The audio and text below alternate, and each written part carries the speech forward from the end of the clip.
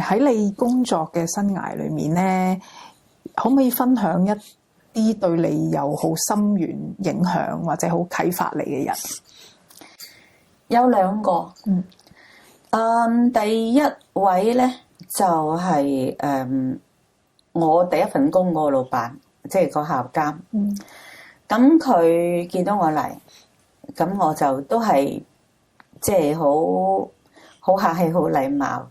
咁即係自己做翻自己份內嘅嘢啦嚇。咁我亦都係一個好齊整嘅人嚇。咁我就去做。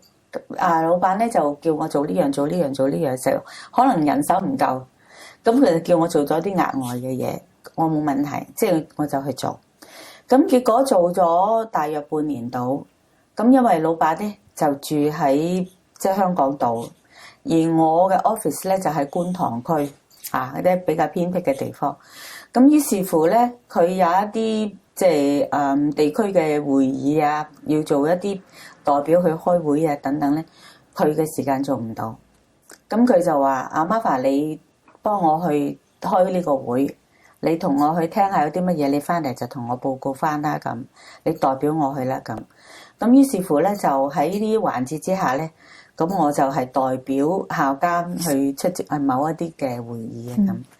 咁我覺得佢好好，亦都信任我，俾個機會我去。咁而從而咧，我係開始咧就係接觸到好多社區嘅層面。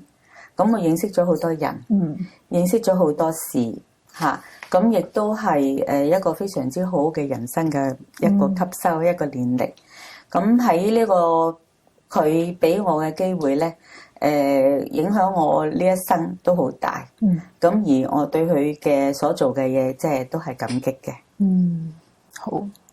咁另外咧，就係當我喺地區即係做接觸嘅時候咧，咁咪認識咗一位好好嘅長者。